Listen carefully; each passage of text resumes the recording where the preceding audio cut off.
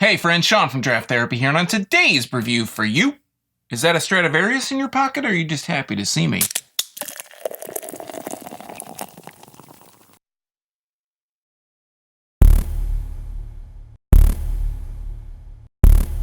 Violin Monster is a 9.5% spiced double stout from Arbor Brewing Company in Ypsilanti, Michigan. To everyone that's watching this outside of the southeast side of the state, yes, it's pronounced Ypsilanti, not Ypsilanti. I just wanted to get that out there. Anyway, Violin Monster is a seasonal release that Arbor Brewing puts out every fall, and I have to say I'm kind of surprised they haven't actually had this yet.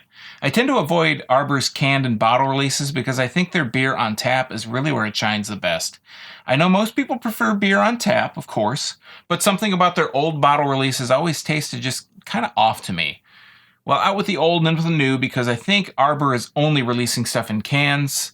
Maybe now, cans are going to be the answer for me. So let's take a look at the can here, and then I can get it into a glass and talk about what really matters, and that's the beer. Now, I picked this up as a single from Holiday Market in Royal Oak for $2.49, so just so you're all aware. And a fun fact, Cookie Monster's real name is Sid. So, anyways, on the can here it says established in 1995, Arbor Brewing Company. It has like a either a wolf or a werewolf, and he's playing a violin, and it says Violin Monster, spiced double stout with wheat, 9.5% alcohol by volume. On the side, it says proudly brewed in Ypsilanti, Michigan. And then that's about it. There's not a whole lot more on the can. It has a government warning, brewed and packaged by Arbor Brewing Company, Ypsilanti, Michigan. Again, Ypsilanti, not Ypsilanti. So I'm going to go ahead and grab my tulip, my snifter here. And it's a Bell's glass, in case you're wondering, but I'm going to turn it to the side so you can see what it's all about. I'm going to go ahead and open this up. There's no date on this can, but again, this is a fall release. They only release it in the fall, so it's got to be somewhat fresh, right? This isn't from last year, as far as I know. And I'm going to go ahead and crack that.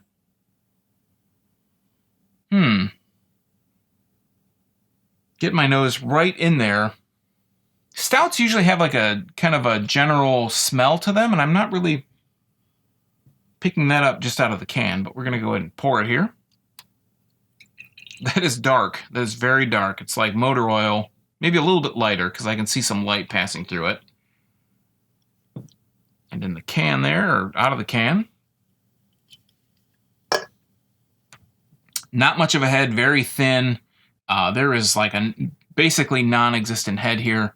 Holding it up to the light, this is pitch black. This is like motor oil black. If you really want to get, you want to split some hairs on the bottom of this glass, I can see a slight purple hue to it, but that's super splitting hairs. I'm getting kind of a spicy kind of scent to it.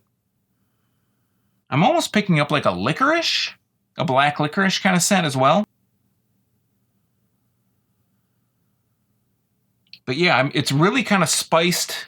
If you were to pour this and give it to me and say, smell this, tell me what it is, what style is this, I wouldn't be able to tell you it was a stout because it's not really kind of, it doesn't have like a malty scent to it at all. It's got a lot of spicy notes to it.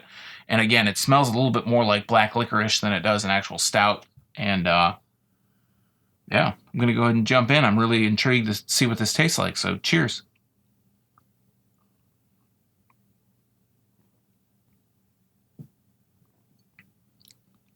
It's definitely a stout. I get a lot of those roasted malt kind of characters in it. Characteristics. Yeah, it's got that kind of burnt, roasty, really dark, really thoroughly roasted malts. That's what I'm tasting right off the bat.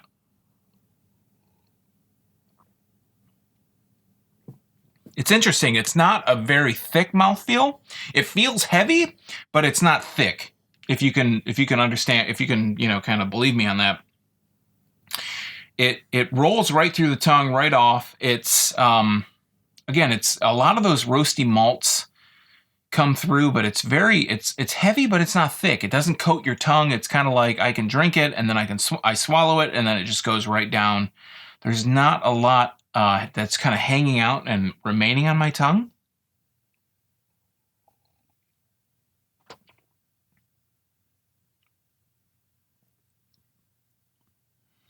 There's this spicy kind of sweetness that's in the upfront. If I kind of hold it in my mouth, I can taste them quite a bit. If I swallow, even if I swallow, but I'm still holding some in my mouth, I still pick up on that sweet kind of spicy taste, but I can't differentiate what spices it is.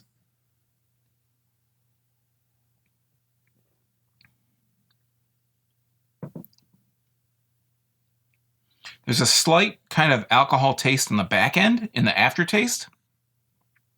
After I swallow, even mixed, the spiciness kind of comes through all the way through from beginning to end, but even after you swallow it, you still get like this sweet, spicy kind of taste as well. A little bit of, it's still kind of picking up on black licorice, but it's really kind of subdued. It's more of like a spiciness at that point.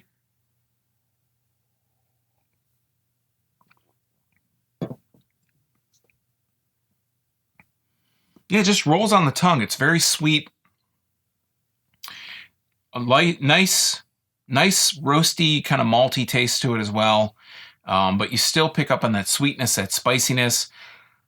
My whole kind of position on Arbor Brewing Company and having it on tap is better. I would love to try this on tap to see if I could do it side by side, that'd be awesome. But I'm really digging it out of the can. I mean, this makes me totally forget about my kind of preconceived or my old notion of it being better on tap than in the can or in bottles, because this is really good. I'm really enjoying this. I've seen a couple people post about this online this year, and I thought like, oh, I'm not a massive fan of Arbor Brewing Company. I think they do really good stuff, again, in their tap room, but I just haven't liked their bottled releases. So now that they're in cans, I figured it'd be a good time to try this, but I'm really digging this Violin Monster.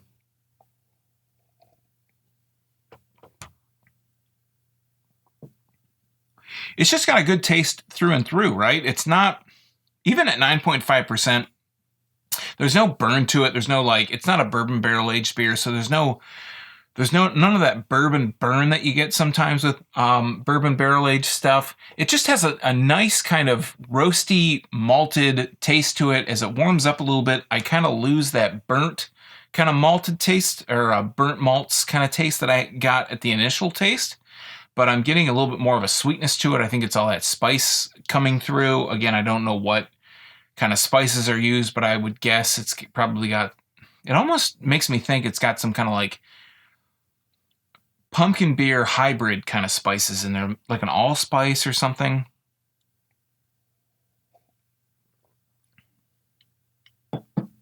This is a really good stout. And I'm really happy that I tried it, because it was one thing where I was on the fence. I wasn't sure if I wanted to go for it or not, just because, again, that preconceived notion, their reputation on their bottled stuff.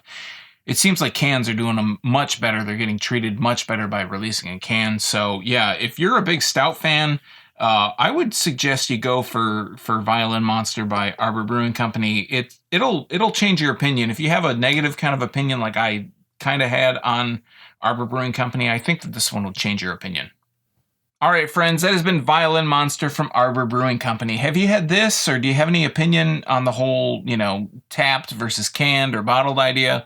Let me know your thoughts in the comments down below. And if you find yourself at Arbor Brewing's tap room, let them know you saw their beer here on the channel. I put a vlog up recently on Jolly Pumpkin's Wanza Day, and if you want to see more festival coverage or brewery coverage, let them know about the channel so I can get into more of those tap rooms. While you're down there leaving that comment, don't forget to like, share, or subscribe if you haven't already. I'm here twice a week talking Michigan beer, and the best part about it is it's absolutely free to viewers just like you.